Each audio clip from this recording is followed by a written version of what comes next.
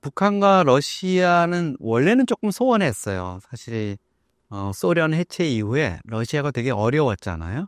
그럴 때 이제 북한은 러시아에 대해서 사회주의 배신자, 근데 이제 개혁개방으로 나가고 뭐 이렇게 하니까 계속 그렇게 했어요. 그때 생각은 뭐였겠어요? 러시아로부터 얻어먹을 게 없다. 좀 뭐 힘도 없고 이러니까.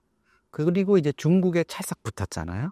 2018년 봄에 남북 정상회담을 하거나 심지어 이제 북미 정상회담을 하기 전에도 김정은이 부부 동반으로 베이징에 가가지고 시진핑 부부를 만나가지고 마치 회담하기 전에 먼저 가가지고 보고하고 결과 나오면 또 숙제검사 맡으러 가는 이런 모양으로 북중 관계가 아주 긴밀해졌죠. 근데 사실 시진핑이나 중국 지도부 입장에서는 고민이 있어요.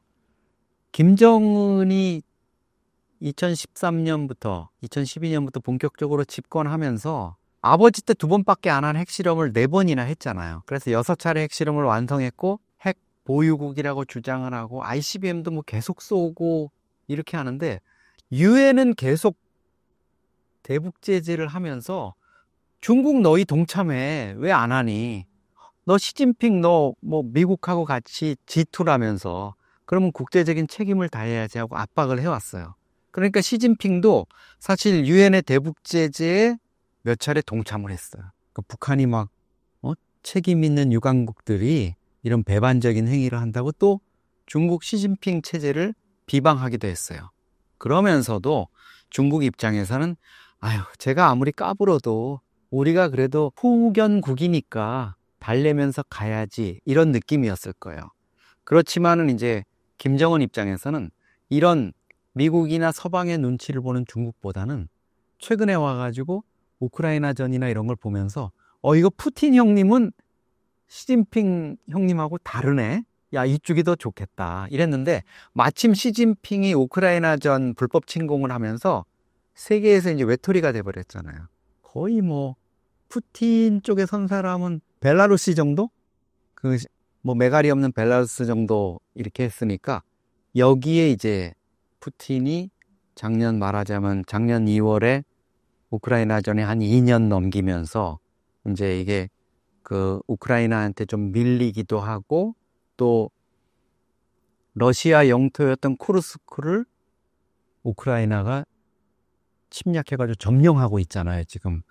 이런 상황이니까 이제 김정은 입장에서는 이럴 때 푸틴을 돕고 뭔가 서로 북러 관계를 좀 진전시키면 우리한테 이득이 있겠다. 이렇게 생각을 했던 것 같아요. 그래서 김정은 입장에서는 첫째는 이제 금전적인 이익, 뭐 11,000명, 12,000명을 보내가지고 월 한 2,000불씩 받으니까 1년에 한 3,800억 정도를 지금 현금으로 받아들이고 있거든요. 그러면 하루에 10억씩 생기는 거예요. 계좌에. 그거 뭐 무시 못할 이제 현금이고 지금 달러 가뭄인데 거기에다가 정찰 위성 기술이라든가 이런 것들을 이제 받아들일 수 있는 어떤 2가지 점이 이제 김정은 입장에서는 매력적이라고 생각했겠죠. 네. 북러 관계가 가까워지는 만큼 북중 관계가 소원해질 가능성은 없을까요?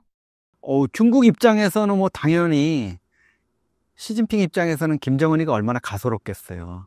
이 녀석 물에 빠져서 허우적거리는 거 아버지 죽고 나서 27살에 집권해가지고 불안불안하던 거 내가 뭐 식량 지원하고 여러 가지 지원하고 또 지가 어려울 때 찾아왔을 때 내가 조언도 해주고 후견군 역할 해줬더니 이제 모스크바로 달려가 건방진 녀석 이러면서 요것 봐라 이 녀석이 이게 언제 한번 혼쭐을 좀 내줘야 되겠네 이런 생각을 분명히 할 거예요. 분명히 하면서도 이제 푸틴과의 관계를 시진핑이 또 생각을 안 할 수가 없으니까 그렇다고 뭐 그 김정은이 지금 러시아를 돕는 거를 군대 보내지 마, 포탄 지원하지 마, 우리 쪽으로 붙어 이럴 수는 없잖아요. 그러면 뭐 푸틴하고 한번 해보자는 거니까 그런 상황에서 시진핑도 지금 상당히 이제 상황을 관리하는 것 같고 김정은은 노골적으로 사실 푸틴 편으로 이렇게 돌아서고 있어요. 그래서 기본적으로는 러시아 쪽의 관광객들을 지금 많이 받아들이고 있거든요. 중국은 좀 소원해진 상태에서 그러다 보니까 시진핑 입장에서 좀 화가 나겠죠. 그래서 올 들어와서 한 게 우리가 전혀 생각지도 않았던 중국 노비자. 우리가 그동안에 중국으로 가는 관광객들 많았는데 비자 때문에 불편했잖아요. 해달라고 했는데 중국이 안 해줬었어요. 근데 갑자기 중국이 북한이 좀 까분다고 생각했는지 노비자로 다 들어오세요 해가지고 우리 외교부도 사실 이게 뭐야 갑자기 뜻밖의 이런 식으로 이제 받아들인 거예요. 근데 약간 지금 또 최근 며칠 사이에는 좀 수습하려는 분위기? 북중 관계? 이런 게 있어요. 뭐냐면 평양에 있는 중국 대사가 2월 4일 날 평양 지하철을 탔어요.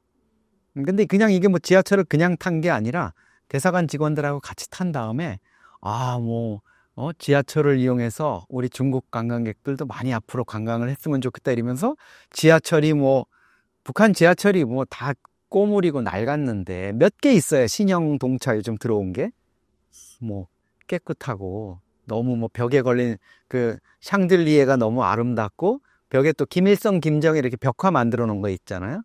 그것도 너무 잘 해놨고 막 이렇게 막 띄웠어요. 이런 것들을 보면 김정은을 약간 중국 쪽에서 이제 막 후달구기만 하기보다는 조금 끌어안아야 되겠다 이런 느낌을 갖는 것 같아요. 김정은이 이제 올해 들어와서 보면 상당히 좀 시진핑 입장에서는 기분 나쁜 짓을 몇 개 했거든요.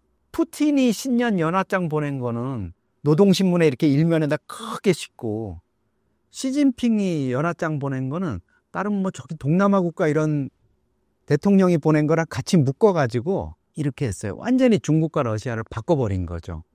그럼에도 불구하고 중국이 약간 전략적으로 이렇게 다가서는 거는 역시 이제 북중 관계의 그 복원 아니면 북중 관계가 더 이상 악화되는 것이 결코 바람직하지 않다 이런 거를 시진핑도 느끼겠지만 아마 김정은도 그걸 더 이상 악화시키면 안 되겠다는 거는 아마 공감을 하고 있을 거로 봅니다.